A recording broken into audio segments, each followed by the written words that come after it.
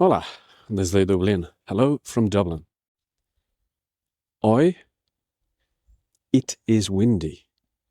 ¿Qué es windy? Pues hace viento, que hay mucho aire. So, hoy hace viento. Today, it is windy. Now, cuidado, porque no puedes decir I am windy. Porque si tú dices I am windy, es que tienes gases. Es que te estás petando. You are farting. So, si tú hablas con alguien y dices, hoy estoy constipado. Y tú dices, today I'm constipated. Hoy hace mucho viento. Today I am very windy. La gente te van a mirar y decir, ¿qué dices? What are you saying?